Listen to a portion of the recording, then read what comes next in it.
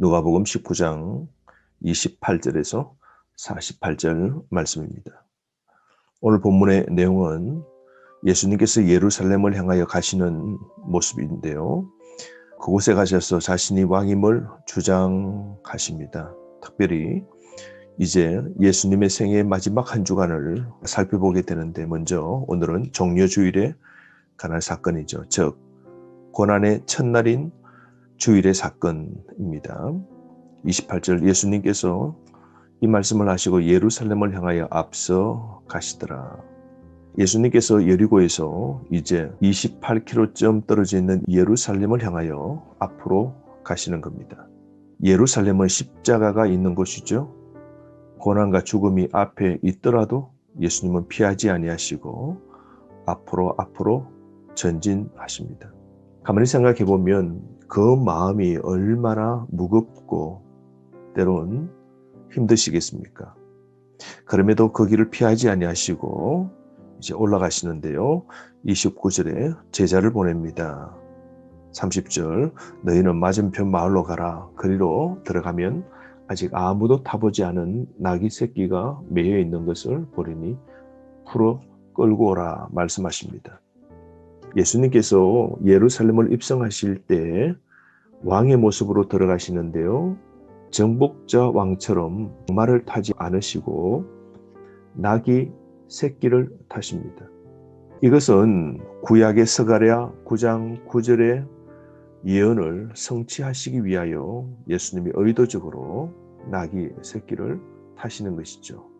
예루살렘으로 오시는 왕의 모습을 평화의 상징인 나귀, 그리고 수많은 무거운 짐을 지는 나귀, 온유를 상징하는 나귀, 그 나귀를 타시고 예루살렘 입성하십니다.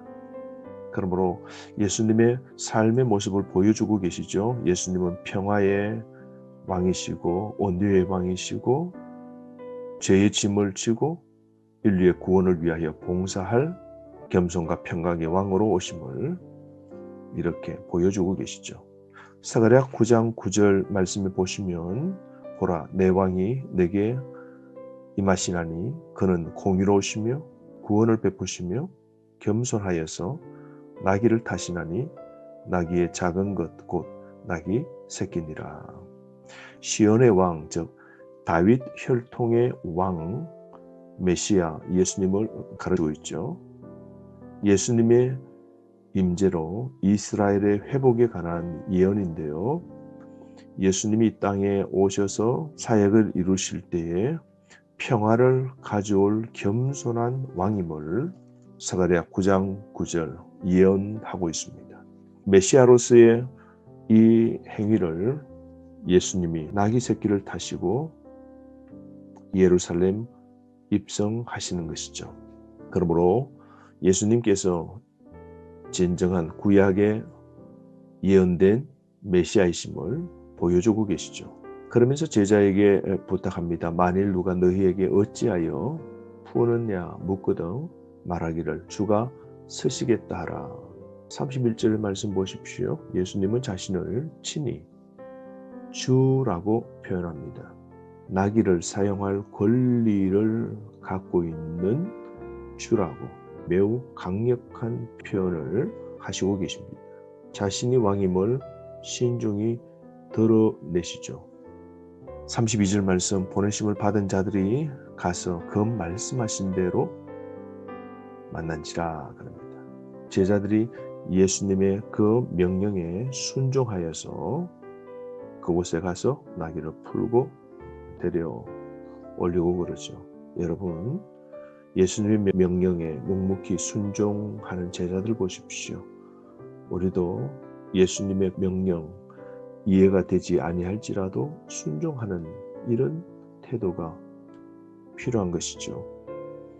주님이 모든 일을 다 예비해 놓으셨습니다. 예루살렘 들어가실 때에도 나귀를 타시고 들어갈 계획을 세우셨고 그 나귀가 또한 있는 곳도 주님은 아십니다. 그랬더니 그 나귀의 주인이 나귀 새끼를 주죠. 특별히 제자들이 그 주인에게 이렇게 말합니다. 주께서 쓰시겠다라고 대답합니다. 그러자 그 주인이 나귀를 내어주죠. 이 표현 얼마나 좋습니까? 주께서 쓰시겠다. 여러분, 주님을 위해 우리가 가진 것도 주님 그분이 쓰실 수 있도록 우리가 드려야 되지 않을까요? 주님을 위해서 내가 드려야 될 것, 주님이 쓰시도록 내가 드릴 수 있는 건 무엇이 있습니까? 건강이 있습니다. 시간도 드릴 수 있고 내가 가지고 있는 지혜와 지식도 드릴 수 있는 것이죠. 여러분, 우리는 주님을 위하여 내 삶, 내 전부를 드릴 수 있는 이런 마음의 태도가 필요한 것이죠.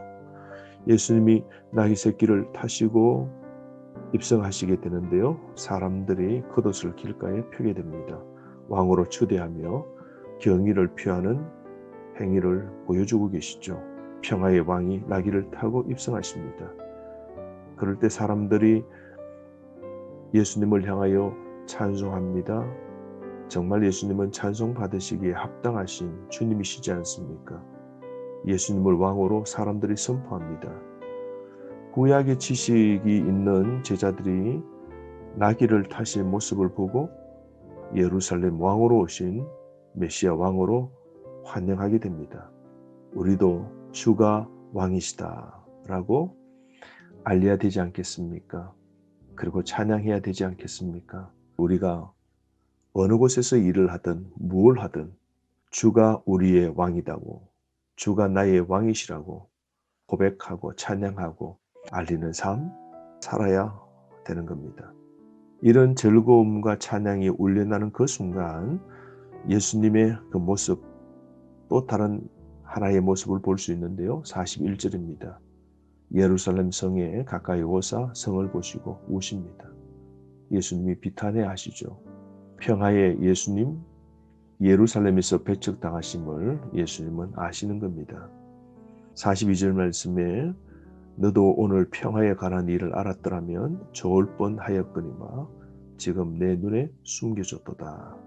예수님이 하신 말씀은 백성이 평화의 메시지에 눈을 감았다는 것이죠. 평강의 왕 예수님을 배척하는 겁니다. 그러므로 하나님이 보내신 메시아를 배척하는 이 패역하고 악한 사람들, 하나님이 어떻게 하십니까? 심판하실 겁니다. 43절 심판의 날이 이를지라. 그래서 하나님이 최후에 그들을 거절하게 되는데요. 그러므로 이스라엘 백성들은 끔찍한 최후를 맞이하게 되죠. 정말 이 예언대로 AD 70년에 로마에 의해서 예루살렘 성은 완전히 폐허가 됩니다. 그때 100만 명이 예루살렘 성에서 죽게 되고 10만 명이 포로로 끌려갔다라고 역사가들이 말합니다. 포위당해서 완전히 멸망할 것임을 예수님께서 예언하시죠. 그 다음 예수님께서는 성전에 들어가십니다. 45절 성전에 들어가서 보았더니 장사하는 자들이 그곳에 가득한 겁니다. 수만 마리 짐승을 매매하고 제사장들이 그 이익을 차지하고 파는 장사에 깊이 관여가 되어 있는 겁니다. 의로우신 분노가 나서 예수님께서 모든 짐승을 채찍으로 때리시고 밖으로 다 내시죠. 이것은 이방인들이 기도하는 뜰에서 일어난 행위입니다. 돈을 환전하는 환전 가판대를 엎으시고 비둘기 집들을 던지시며 성전을 정화시킵니다. 그러고 난 다음 예수님이 하신 말씀이 46절 내 집은 기도하는 집이 되리라 하였거늘 너희는 강도의 소굴을 만들었도다 라고 책망하시죠. 성전을 악용한 대제사장, 서기관, 바리새인 지도자들 악하죠. 이방들에서 장사하여 돈을 챙기고 또 하나님의 성전을 세속화시킨 이들은 얼마나 악합니까? 성전의 타락을 통하여 그들은 영적 타락을 맞이한 자들이죠. 강도의 소굴입니다. 부패의 온상이죠. 여러분, 우리는 하나님을 향한 간절한 기도가 있습니까? 성전이 주님의 것인데요, 내 집은 기도하는 집이라고 말씀하셨는데, 우리는 하나님을 향한 간절한 기도를 기도하는 처소의 집에서 하고 있는지요? 여러분, 교회 당은 예배하는 장소입니다. 기도하는 장소입니다. 우리 시대에도 교회의 계획이 필요하지 않을까요? 교회가 부패의 온상이 되면 안 됩니다. 교회는 기도하는 장소, 예배하는 장소, 하나님을 깊이 만나는 장소가 되어야 되겠죠. 그러고 난 다음 예수님께서 47절 날마다 성전에서 가르치십니다. 성전은 가르치는 장소죠. 그랬더니 대제사장들과 서기관들과 백성의 지도자들이 예수님을 죽이려고 꾀하게 됩니다. 왜 그랬을까요? 성전과 백성들에 대한 지배력을 잃게 되기 때문이죠. 욕심에 사로잡힌 자들입니다. 이들이 바로 사탄의 하수인들이죠. 사내들인 지도자들, 기득권자들인데요. 이들은 예수님을 배척하고 살해 업무를 꾸미게 됩니다. 교회의 역할은 여러분, 하나님의 말씀이 선포되고 말씀을 가르치고 배우는 공동체죠. 성전에서 가르친 이 사역은 계속되어야 됩니다. 우리가 하나님 아는 지식이 부족하면 신앙이 잘못되게 변질되고 신앙이 깊지 못하게 됩니다. 여러분, 오늘도 예수님께서 고난과 죽음이 눈앞에 있음에도 불구하고 예루살렘을 향하여서 당당히 걸어가시는 것 보십시오. 들어가시면서 직접 메시아로서 평강의 왕으로 이 땅에 오셨음을 보여주는 것, 이 사건을 통하여 우리가 할 수 있는 일이 무엇일까요?